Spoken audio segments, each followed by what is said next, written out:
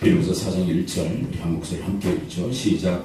그러므로 나의 사랑하고 사모하는 형제들, 나의 기쁨이요 멸류관인 사랑하는 자들아, 이와 같이 주 안에 서라. 아멘. 오늘 본문의 말씀 중에 끝에 기록되어 있는 주 안에 서라, 주 안에 굳게 서라는 이 말씀을 중심으로 해서 오늘은 하나님의 말씀을 듣도록 하겠습니다. 우리의 인생은 건축과 같다라고 예수님은 비유로 말씀하셨죠. 마태복음 7장을 보면 산상수훈의 마지막 부분에 하나님 말씀을 듣고 지키는 자는 반석 위에 집을 짓는 지혜로운 사람과 같다라고 이야기하셨습니다. 그러나 말씀을 듣고도 지키지 않는 사람은 모래 위에 집을 짓는 사상 누각과 같은 인생이 될 수밖에 없다라고 이야기하시죠. 홍수가 났을 때 반석 위에 집을 지은 그 집은, 그 인생은 무너지지 않지만, 그러나 모래 위에 집을 지은 어리석은 인생은 무너짐이 심할 것을 이야기하십니다. 우리 인생은 다 건축자와 같이 인생을 빌딩하는, 세우는 그런 삶의 과정들을 걷고 있는 것이죠. 오늘 본문에서 우리 인생을 어디에 세우라고 이야기하실까요? 그런 의미로 4장 1절을 다시 한번 읽어보도록 합니다. 무엇 위에 세우라 하시는지 한번 다시 들어볼까요? 4장 1절 시작. 그러므로 나의 사랑하고 사모하는 형제들, 나의 기쁨이요 멸류관인 사랑하는 자들아, 이와 같이 주 안에 서라. 무엇 위에 우리의 인생을 세우라고 이야기하십니까? 바로 주님 위에, 주님, 반석 대신 주님 위에 우리의 인생을 세울 것을 당부하고 계신 것이죠. 사탄은 우리를 계속 흔들어냅니다. 무너뜨리려고 하는 것이죠. 최근에 심장 수술을 하신 우리 목사님 이야기를 잠깐 들었는데요. 심장을 이렇게 꺼내놓고 수술을 하는데 아마 환상이나 어떤 꿈으로 이렇게 보여주셨던 것 같아요. 이제 마취를 하니까 잠든 상태와 같이 된 거죠. 근데 심장을 꺼내놓고 수술하는 과정에서 자신의 영혼을 사탄이 끌고 어디론가 가려고 하는 그런 걸 경험을 했다. 영적인 어떤 그런 경험이겠죠. 근데 사탄이 자기의 영혼을 붙들어서 끌고 가려고 하는데 그때 그 사탄을 어떻게 물리쳤느냐? 예수 그리스도의 이름으로 물리쳤다고. 근데 우리는 가끔 꿈을 꾸다가 이렇게 가위 눌리는 적이 있잖아요. 그때 예수의 이름으로 물리치면 물리칠 수 있겠다 생각해서 예수 하려고 해도 예수의 이름이 잘 안 나오는 때가 있어요. 저는 그런 경험들, 그리고 어떤 때는 예수의 이름으로 물리치는 그런 경험들도 있고. 근데 무슨 이야기냐면 목사님이 그런 얘기를 하세요. 끝까지 사탄은 우리의 믿음을 흔든다. 그래서 우리가 끝까지 믿음을 우리가 유지하고 또 믿음을 굳건히 지킨다는 것은 중요한 일이다라는 그런 말씀을 하셨는데요. 사탄은 우리의 믿음을 끝까지 흔들어대죠. 우리의 믿음뿐이겠습니까? 교회도 흔들어대는 그런 존재가 바로 사탄이죠. 그런데 그런 이 흔들림에 흔들리지 않기 위해서는 주님 위에, 주님을 기반으로 해서 우리의 신앙이, 우리의 인생이 세워져야 될 것을 말씀하고 있는 것이죠. 그렇다면 여러분, 주님을 기반으로 해서 우리의 인생이 세워진다는 것은 도대체 어떤 의미일까요? 오늘 본문은 이렇게 시작되어지고 있죠. 그러므로, 근데 앞에 있는 말씀을 받아서 하시는 말씀이에요. 그렇다면 앞에 무슨 말씀을 하셨는지를 우리는 주목해야만 됩니다. 여러분, 우리가 1장부터 3장에 이르기까지 말씀을 들었는데요. 여러분들의 마음속에 깊이 각인된 말씀이 뭘까요? 근데 그게 그러므로 앞에 있는 말씀 중요한 메시지라는 것이에요. 근데 그 메시지와 주 안에 서는 것은 맥을 같이 한다라는 그런 의미인 것입니다.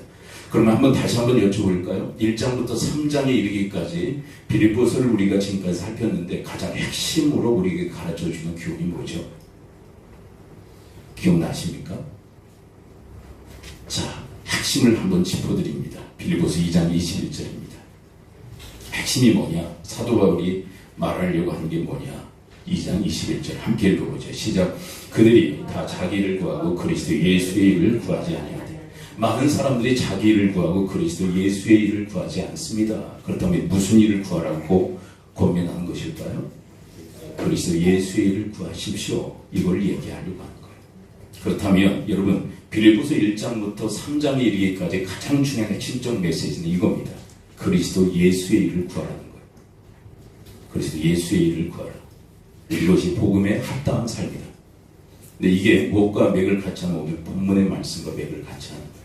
여러분, 여러분들의 인생을 주님을 기반으로 해서 새로워지길 원하십니까? 그렇다면 그리스도 예수의 일을 구하실 수 있게 되기를 축복합니다.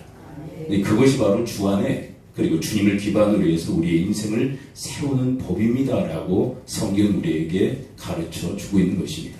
자, 그런데 오늘 본문에서 이런 이야기를 하시죠. 많은 사람들이 자기를 구하지 그리스도 예수의 일은 구하지 아니한다. 그리스도 예수의 일에 대해서는 그렇게 중요하지 않게 여기며 살아간다라고 얘기합니다. 왜 그럴까요?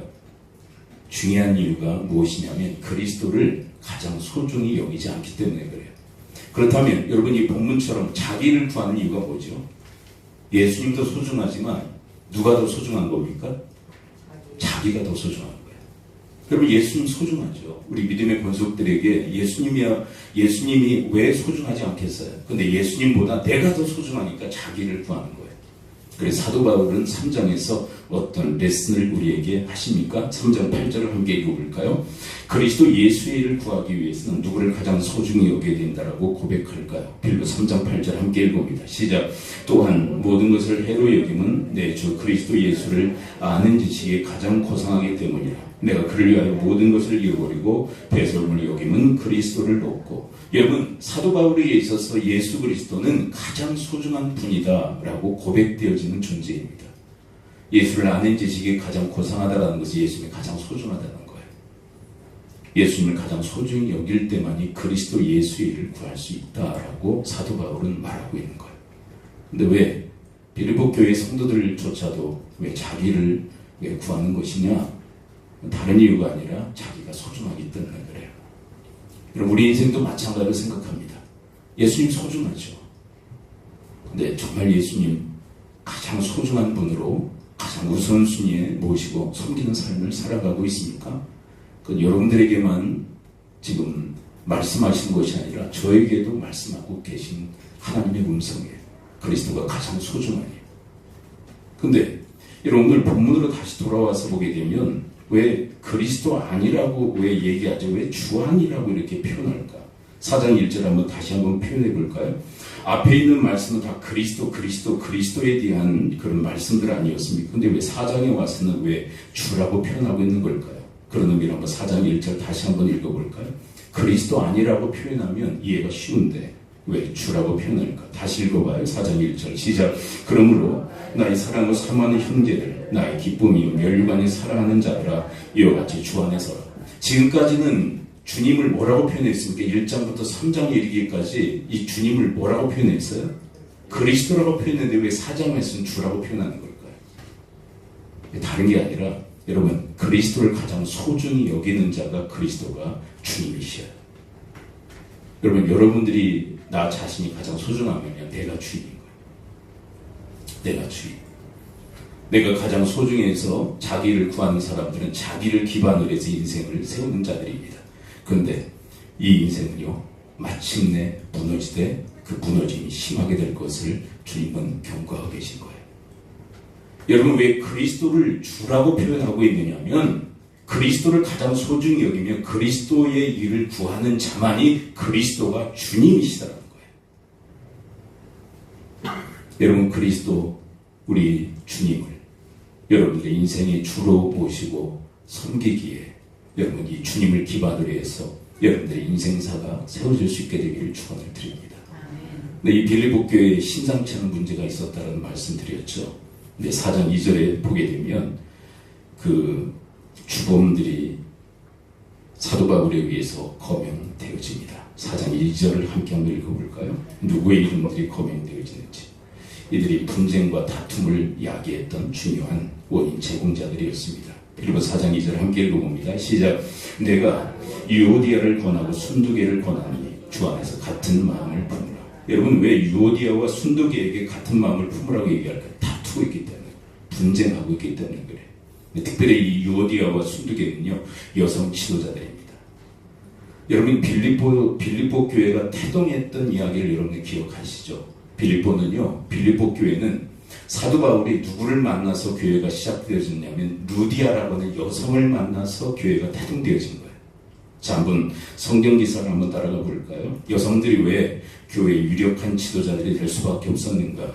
그 이유를 성경은 설명하고 있습니다. 사도행전 16장 12절부터 14절까지 한 다름에 함께 읽어볼까요? 누구를 만났느냐? 루디아를 만나요. 함께 읽어봅니다. 시작.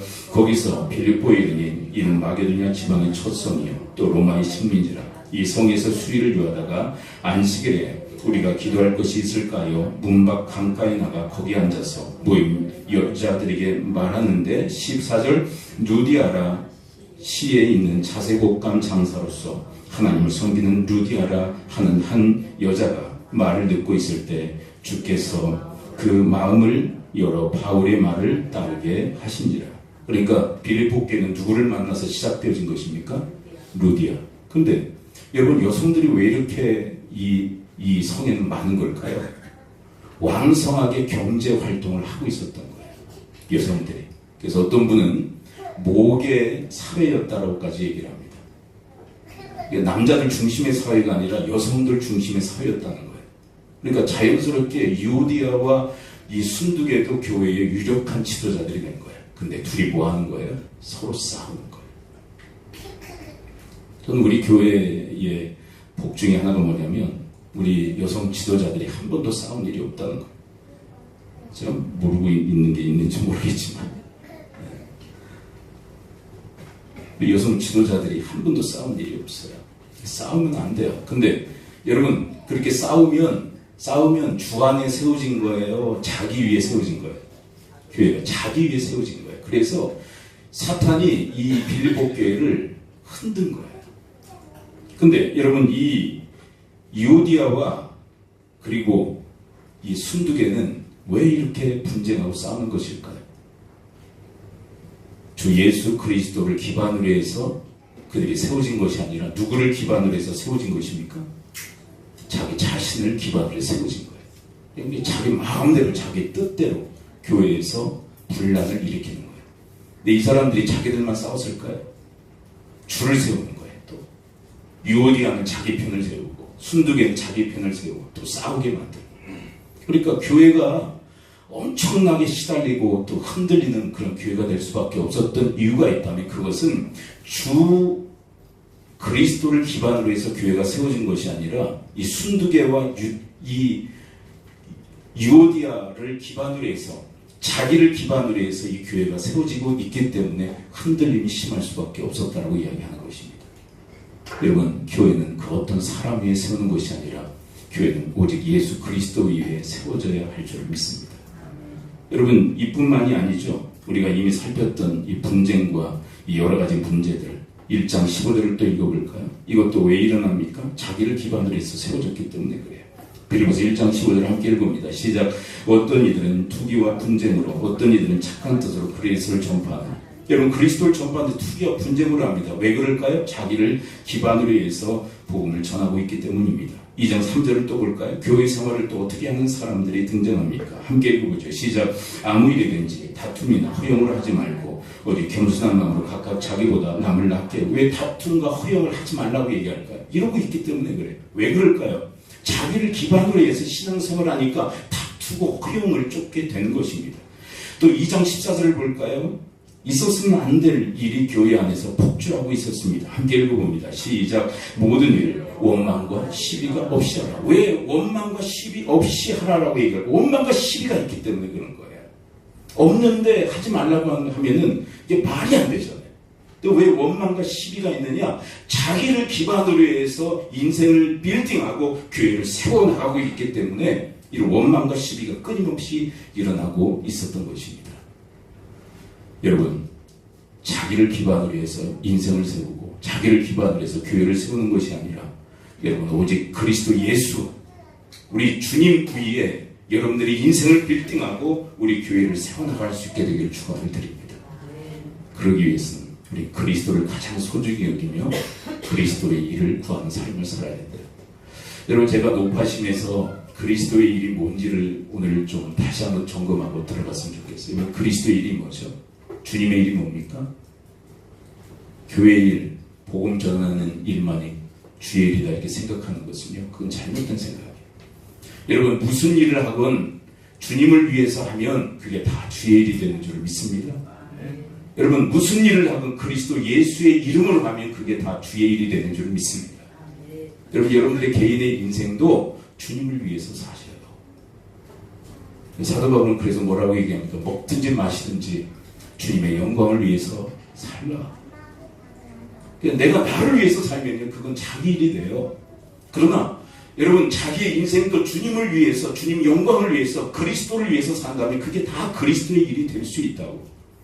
여러분 가정생활도 주님 섬기듯 그렇게 가정을 잘 섬기고 또 부부간에도 그리고 자녀들을 양육하는 일에도 주님의 이름으로 하실 수 있게 되길 축원을 드립니다.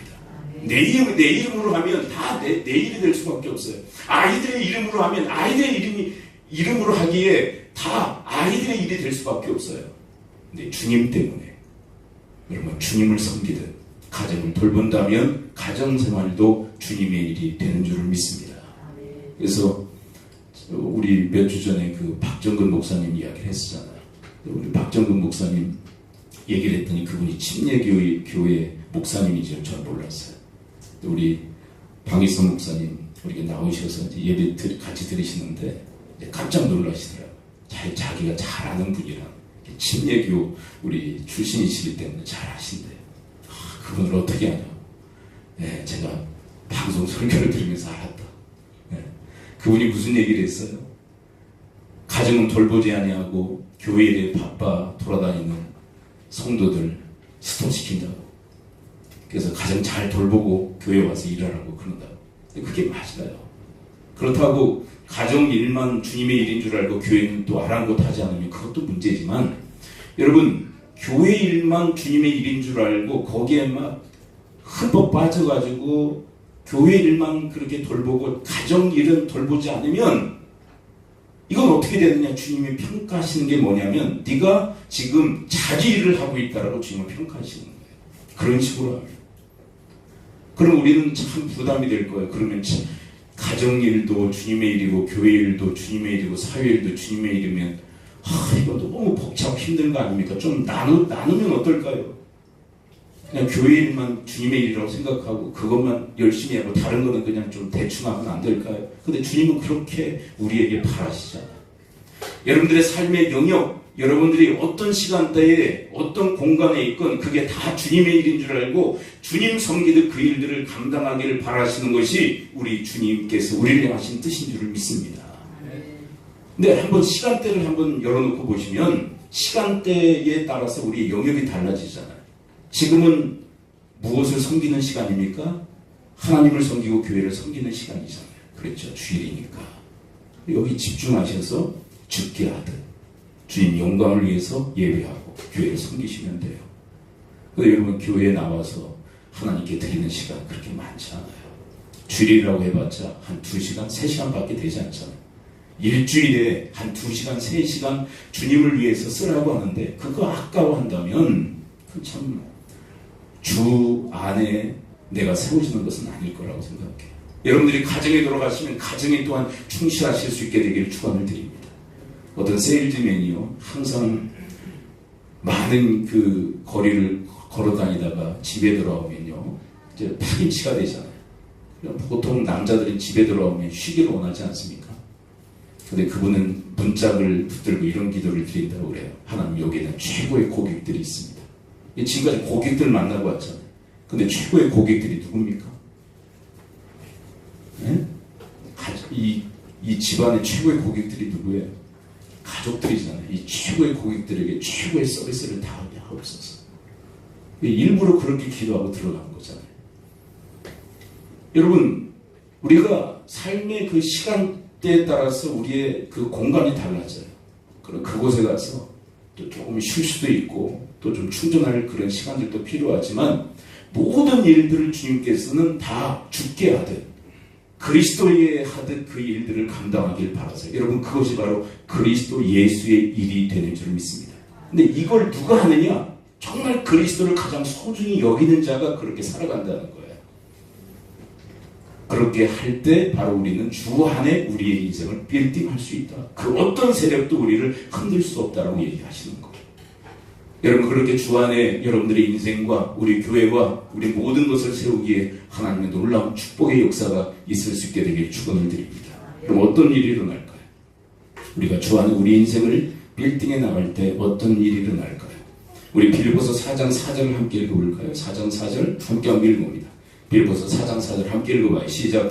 주 안에서 항상 기뻐하라. 내가 다시 말하는 기뻐하라. 여러분, 주 안에서 항상 기뻐하는 게 뭐냐? 여러분, 이 1절 말씀과 연관이 되는 거예요. 여러분들이 주 안에 여러분들의 인생을 빌딩하면 하나님의 기쁨의 역사가 있게 되어질 줄 믿습니다. 내가 내 인생의 기반이 되면 나를 기반으로 해서 나를 기초로 해서 인생을 소유하면요, 기쁨은 없어요. 기쁨은 없어요. 여러분, 나를 기반으로 해서 인생을 살면요, 재미만 추구하는 인생을 살게 됩니다. 여러분, 세상은 재미를 위해서 살지 않습니까? 근데 재미는요, 일이라는 강도를 재미봤으면요, 다음에는 일이라는 강도를 높여야 돼요. 계속 강도를 높여야 돼요. 그러나 여러분, 하나님의 기쁨은 주 안에서 인생을 빌딩하는 자들에게 허락하시는 하나님의 놀라운 축복인 줄을 믿습니다. 여러분, 우리는 재미를 추구하는 인생이 아니라 하나님의 기쁨을 추구하는 존재들인데, 이 기쁨은 주 안에 있는 자들에게 허락하시는 하나님의 복이라고 이야기하죠. 그래서 여러분, 희한하죠. 사도 바울이 지금 어디 있습니까? 이 빌립보서를 기록할 때 사도 바울은 어디 있었다고 그랬어요? 로마 감옥에. 근데 기뻐해요. 누구 안에 있기에? 주 안에 있기에. 자신의 인생을 그리스도를 기반으로 해서 세우고 있기에 그는 감옥 안에서도 기뻐하고 있어요. 근데 그런 사도 바울의 이야기를 듣고 빌립보 성도들이 근심하잖아요. 근데 너희들도 말이야, 나처럼 내가 옥에 있지만 주 안에서 내가 기뻐하는 것처럼 너희들도 기뻐하라. 주 안에서 기뻐하라. 주 안에서 여러분들의 인생을 빌딩할 수 있다면, 여러분들의 교회를 세워나갈 수 있다면 여러분들도 기뻐할 수 있습니다. 하늘의 저력의 사람들이 될 수 있습니다. 이렇게 말씀하고 있는 것입니다. 여러분, 우리는 이 땅에서 기쁨의 존재로 부르심을 받은 자들인 줄 믿습니다. 세상은 다 우울해요. 살만 나지 않는다고 그러고 죽을 맛이라고 얘기하고. 근데 여러분들은 주 안에 있기에 하나님의 그 기쁨을 담고 살아가서 여러분들의 주변에 있는 사람들이 여러분들의 소망의 이유를 묻는 주님의 사람들을 되어지시기를 축복을 드립니다. 소망의 이유를 묻는다는 게 무슨 얘기냐면 다르거든요. 다르니까 묻는 거예요. 당신은 우리와 왜 다릅니까? 그때 우리는 그리스도 예수를 증거할 수 있는 기회가 주어지는 줄 믿습니다. 근데 함께 우거지상을 하고 있고 함께 살만 나지 않는다고 얘기하며 죽을 맛이라고 얘기하며 예수 믿으세요. 그러면 누가 믿겠어요? 이렇게 반응하지 않겠어요? 너나 잘 믿어라. 감동이 없는 거예요. 여러분과 저희 인생은 주 안에 있기에 주님을 기반으로 해서 우리의 인생이 빌딩되어지기에 세상에 빼앗을 수 없는 하늘의 기쁨을 가지고 살아가기에 세상 사람들에게 소망의 이유를 묻는 그런 주님의 사람들 되어지시기를 축복을 드립니다. 그 다음에 어떤 결과가 있습니까? 또 볼까요? 4장 5절. 주 안에서 우리의 인생이 세워질 때 어떤 일이 일어납니까? 빌립보서 4장 5절을 함께 읽습니다. 시작. 너희 관용을 모든 사람에게 알게 하라. 주께서 가까우시니라. 여러분, 주 안에 있는 사람들은 주님 가까이 오심을 늘 인식하며 관용하는 삶을 살아간다. 그렇게 이야기해요. 여러분, 주께서 가까우시다는 것은 뭐냐면 재림의 날이 점점 다가오고 있다는 그런 의미이기도 하지만 우리의 종말의 때가 가까워서 주님 만날 그런 시간이 점점 다가오고 있다는 말도 똑같은 말이에요. 시대적으로 주님이 다시 오실 날, 그래 내가 점점 주님 만날 시간이 가까워진다는 거예요. 무슨 얘기입니까? 죽음에 대한 이야기예요. 여러분, 주 안에 있는 사람들은 죽음을 늘 기억하고 생각하기에 늘 관용하는 삶을 살아가는 자, 이 사람들이 바로 주 안에 있는 사람들인 줄 믿습니다. 여러분, 로마의 그 장군이요, 승전을 하고 돌아오게 되면 늘 막 환호성을 막 지르죠. 백마를 타고 승전가를 울리며 그 성에 입성할 때 한 사람을 세운다고 해요. 노예 한 사람을 세워서 이렇게 외치게 한다고 합니다. 환성이 막 들리죠. 환호성이 막 들립니다. 근데 노예 한 사람을 통해서 계속 들리게 하는 그 말이 뭐냐면 메멘토 모리. 이게 라틴어예요. 메멘토 모리. 계속 외치게 한다는 거예요. 노예를 통해서. 근데 메멘토 모리가 뭔지 아십니까? 죽음을 기억하라. 죽음을 기억하라. 여러분 승종고를 울리며 환호성 가운데서 그 로마성에 입성하면서 그 환호성 가운데 우쭐할 수 있잖아요. 교만할 수 있잖아요. 그런데 그 우쭐과 그 교만을 막기 위해서 한 노예를 통해서 계속 들리게 하는 그 음성, 죽음을 기억하라. 당신은 죽음을 기억하라. 겸손케 하려는 의도 아닙니까? 여러분, 이 말씀이 바로 그 말씀이 주께서 가까우십니다. 내가 죽든지 주님이 다시 오시든지 주님 만날 날이 점점 다가오는 줄을 믿습니다. 제가 정말 마음 아프면서 하는 이야기가 있어요. 죽음은 이제 내 차례예요. 죽음을 생각하셔야 돼요. 제가 금요일인가요? 그런 말씀 드렸잖아요. 옛날에는 이제 부모님들 육신적으로 힘들고 어려워지면 다 가정에서 모시지 않았습니까? 얼마나 힘들었는지. 요즘은 이제 요양병원과 요양원이 있어서 이제 케어해주는 그런 시간들이 있는데 예전엔 집에서 다 케어하지 않았습니까? 저희 할머니가 아주 중증 이제 장애를 이제 갖게 되시니까 이제 노안으로요. 어머니가 얼마나 힘들게 모셨는지 몰라요. 할머니가 돌아가시고 나서 이런 생각을 했어요. 이제 어머니가 좀 편해지시겠다. 이게 웬걸요? 그 다음에 어머니 차례가 되시더라고요. 몇 년 안 걸리더라고요. 그럼 어머니 돌아가셨어요. 그럼 누구 생각해야 됩니까? 이제 나 생각해야 돼요. 저도 우리 젊은 우리 청년들도 늘 죽음을 생각하며 늘 겸손한 그런 마음을 가지고 살아갈 수 있게 되기를 축원드립니다. 그런데 여러분, 이 주 안에 있는 자들은 늘 죽음을 생각하고 기억하기에 주님 만날 날 늘 가까워짐을 기억하기에 뭐 하는 인생을 살아간다고요? 죽음을 생각하면 뭐 할 수 있다고요? 관용할 수밖에 없다고. 넉넉한 마음을 가지고 품을 수밖에 없다고. 여러분, 죽음을 생각하지 않으면 그냥 아둥바둥 살게 돼 있어요. 별것 아닌 거 가지고 쌈박질하게 돼 있어요. 그러나 죽음을 생각하면 우리의 마음이 관용하게 되어 무엇인지 수용하고 용납하게 되어지는 줄을 믿습니다. 금요일에 제가 죽음에 대해서 얘기하면 그 얘기했잖아요. 명찰을 어떻게 만들 거냐, 세로로 작게 만들 거냐, 가로로 세로로 크게 만들 거냐. 그거 가지고 옥신각신하다가 노예 목사님 돌아가신 이야기를 딱 듣자마자 그게 뭔 의미가 있나. 세로로 만들 건, 가로로 만들 건, 크게 만들 건, 작게 만들 건, 아무렇게나 만들러 갔어요. 네. 여러분, 죽음을 생각하면 아둥바둥 할 이유가 없어요. 그 목사님이 돌아가시기 전에 한 달쯤인가요? 몇 주 전에 노예 연락이 왔어요. 노예 활동도 잘 못하고 협력도 못했는데 제가 헌금을 하고 싶습니다. 그래서 노예 활동을 잘 안 하시던 분이 그래서 이제 앞으로 노예 활동을 열심히 하시려고 하시나 보다.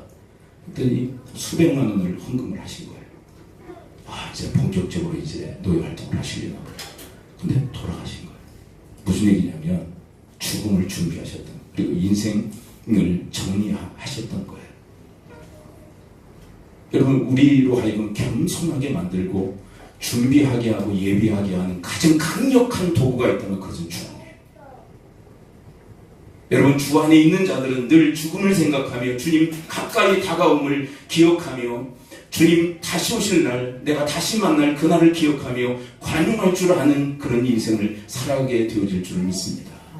최근에 하이 패밀리의 송길 목사님과 사모님 김양숙 사모님의 그 길이 국민일보에 연재되고 있어요. 역경의 열매라는 그 글로. 목사님과 사모님이요, 둘이 결혼을 했는데 한나 싸우는 거예요. 한 5년 6년을 싸웠대요. 뭐 때문에 싸웠냐? 다른 것 때문에 싸운 거예요. 다른 거. 목사님은요 아주 깔끔한 스타일이에요. 주방에 가서 물을 먹고 나면 그걸 닦아 놓는 그런 스타일. 아, 피곤해. 전 그런 스타일이 아니거든. 근데 사모님은요, 쓸 그릇은 다 끌어다 쓰고 더 이상 쓸 그릇이 없을 때 설거지하는 그런 스타일. 둘이 같이 사는데 누가 힘들까요? 에? 다시 목사님이 힘들 것 같은 분 손 들어보세요. 네. 사모님이 힘들 것 같다. 네, 손 드신 성격이 그 성격입니다. 힘들고 있는 거예요. 그렇죠. 왜 이렇게 마음이 가는지 얼마나 힘들까. 그 성격이 그 성격이에요. 둘 다 힘든 거예요. 그냥 둘이 막 잡는 거예요, 서로. 닦으라고 그러면 안 닦고 고집 피우고 서로 막 뜯어고치려고 그러고 나같이 그냥 너그럽게 살아. 그냥 얼마나 지저분하게 사시는지. 근데 목사님은 깔끔하게 살려고 서로를 뜯어고치려고 5년간 6년간 그러다가 이혼의 위기에 놓였는데 하나님의 그 터치가 뭐냐면 그냥 받아들이라는 거예요. 그 참 희한하게 송기룡 목사님과 그 김양숙 사모님 똑같은 메시지가 주어진 거예요. 그냥 받아들여. 틀린 게 아니야. 다른 게 아니야. 다른 것뿐이야. 서로 수용할 줄 알고 서로를 도울 수 있는, 바로 그때부터 그 가정 회복이 있었고 가정 사역계에 귀하게 쓰임받는 사역자들이 됐어요. 여러분, 우리는 다른 것을 틀리다고 자꾸 생각해. 근데 다른 거예요. 다른 거. 어떤 사람은 막 빠르지, 막 엄청나게 빨라, 막 뭐든지. 어떤 사람은 느려 터져. 근데 그게 잘못된 거 아니잖아요. 그냥 서로 수용하고, 좀 빠른 사람 있으면 좀 맞춰줄 줄 알고, 좀 빠른 사람은 늦은 사람에게 좀 맞춰줘서 좀 기다릴 줄 알고. 그게 바로 관용입니다. 옳고 그름의 문제가 아닌, 이럴 수도 있고 저럴 수도 있는 문제는 그냥 관용할 수 있는. 근데 그 사람, 어떤 사람이냐면 주 안에 있는 사람들이 바로 그 일을 단행할 수 있음을 이야기를 하고 계십니다. 4장 6절을 볼까요? 주 안에 자신의 인생을 빌딩하는 사람들은 어떤 삶의 결과가 있을까요? 빌립보서 4장 6절을 함께 읽어봅니다. 시작. 아무것도 염려하지 말고 다만 모든 일에 기도와 간구로 너희 구할 것을 감사함으로 하나님께 하라. 여러분, 주 안에 있는 사람이 염려할까요? 참이 안 맞잖아요. 여러분, 주 안에 자신의 인생을 빌딩하는 사람, 그리스도를 위해서 그리스도의 일을 구하는 사람이 염려한다? 이게 말이 안 되는 거예요. 염려는 자기 일이지 그리스도의 일이 아니에요. 아멘. 여러분, 자기를 위해서 자기 일을 구하는 사람들은 이 자기 염려에 사로잡힌 인생을 살아가는 거예요.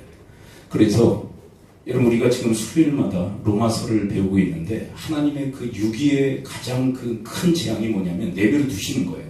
내버려 두심으로 마지막에 결론부에서 심판을 받는 것도 있지만 그 과정에서, 유기된 그 과정에서 당하는 고통이 이만저만한 것이 아니다라고 얘기하십니다.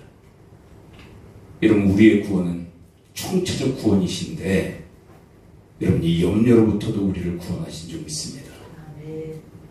염려로부터.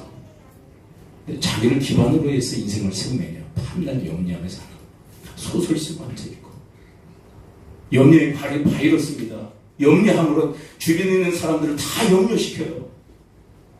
평안이 없어요. 그래서 염려하는 사람이 어떻게 평안이 깃들 수 있습니까? 이게 채널이 하나도 안 맞는 거예요. 그러나 여러분, 주 안에 있는 사람들은 늘 기도하고 감사하는 일에 힘쓰는 줄을 믿습니다. 여러분, 저는 이렇게 또 역으로 이야기하고 싶어요. 여러분, 기도하고 또 기도하고 감사함으로 주 안에 여러분들의 인생을 빌딩해 나가실 수 있게 되길 축원을 드립니다. 주 안에 있는 자가 기도하지만 기도하는 자가 또 주 안에 있을 수 있는 거 아니에요. 그랬을 때 어떤 결과가 또 있는가? 7절에서 이렇게 결론을 맺습니다. 7절, 원인은 주 안에 있기에 이 또한 결과라고 표현할 수 있겠죠. 4장 7절 함께 읽습니다. 시작. 그리하면 모든 지각에 뛰어난 하나님의 평강이 그리스도 예수 안에서 너희 마음과 생각을 지키시리라. 아멘. 여러분, 주 안에 있게 되면, 여러분, 우리가 주 안에 우리의 인생을 빌딩하면 이 하나님의 평강이 그리스도 예수 안에서, 왜 예수 안에서라고 표현하는지 아시겠죠? 우리가 주 안에 있으면 바로 이 예수 안에서 하나님의 평강이 우리 마음과 생각을 지켜주는 놀라운 하나님의 능력의 역사가 있게 되어줄 줄을 믿습니다. 그러니까 이런 거예요. 주 안에 있는 사람은 염려가 찾아올 때 염려하는 것이 아니라 그걸 붙들고 기도합니다. 그리고 더 나가서 기도하며 그것을 이루시는 하나님께 감사함으로 하나님의 평강이 임재하는 인생 살아가는 자, 그들이 바로 주 안에 있는 자들이라. 여러분, 부모들은 이런 부모 되어야 되지 않겠어요? 자녀들이 무슨 일만 일어나면 이야기해 줄 수 있는 부모. 근데 왜 자녀들이 왜 자꾸 얘기하지 않느냐? 얘기하면 염려하고 앉아있거든. 이런 일이 있어요, 저런 일이 있어요. 그러면 어쩌냐, 막 그러면서 염려, 막 근심, 막 걱정하고 하니까 애들이 얘기를 하는 거야. 왜요? 효도하는 마음으로. 부모님 걱정 끼칠까봐, 그리고 부모님 얼굴 어둡게 할까봐 얘기하지 않는 거예요. 그러나 여러분, 주 안에 있는 부모는 다른 줄을 믿습니다. 주 안에 있는 부모는 문제를 얘기하면 기도하는 부모고, 여러분, 주 안에 있는 부모는 감사하는 부모고, 그리고 주 안에 있는 부모는 평강이 지배하는 부모이기에 아이들은 자신의 인생사 부모에게 이야기하고 기도받고 또 감사의 이야기를 듣고 하나님의 평강의 그 저력의 역사를 경험하는 자들에게 그런 선하고 아름다운 관계가 부모와 자녀들의 관계 속에서 이루어지게 되어지는 줄 믿습니다. 여러분, 부모는요, 가정의 분위기 메이커예요. 분위기 메이커. 그게 뭐냐면 가정의 분위기는요, 마음에서 나오는 거거든요. 근데 부모의 마음이 늘 염려와 근심과 걱정이 가득하면요, 완전히 가정을 암울하게 만드는 거예요. 암울하게. 컴컴하게 흑암으로 만들어버리는 거예요. 그 마음이 가정의 모든 것을 다 흑암으로 만드는 거예요. 염려가 가득하니까, 근심이 가득하니까 그 부모는 그런 어둠의 바이러스가 되어버리는 거예요. 그러나 여러분, 주 안에 있는 부모가 되어 기도하고 감사하고 그래서 하나님의 평강의 그 마음과 생각을 지키심으로 그 평안이 가정에 역사하는 거 아닙니까? 가정을 평안케 하고 흔들림이 없게 하고 그 평강은 하늘의 평강으로 그 가정에 하나님 나라가 임재하는 역사가 있게 되질 줄 믿습니다. 여러분, 우리는 연약하고 부족하기에 늘 이런 말씀의 지점에 서질 못해요. 그러나 그럴 때마다 여러분 마음에 여러분들이 염려와 근심과 걱정이 엄습할 때마다 주님 앞에 실제로 무릎을 꿇을 수도 있지만 꿇지 않더라도 주님 앞에 기도하고 감사함으로 하나님의 평강이 임하여 여러분들의 가정을 평강으로 이끄는 주님의 성령의 리더십 발휘하는 주님의 사람들 되어지기를 축원을 드립니다. 가정이 왜 이렇게 그러잖아요. 애들이 왔다가 머물 수 있는, 그리고 아이들이 충전을 하고 평안을 누릴 수 있는 가정은 누가 만드느냐? 자, 따라서 고백해봅니다. 여러분, 가정에 와서 가족들이 평안을 느끼고 다시 충전하고 평안함을 느끼게 하는 그 모든 원인 제공자는 누구냐? 저를 따라서 고백해봅니다. 나다. 네, 나의 나.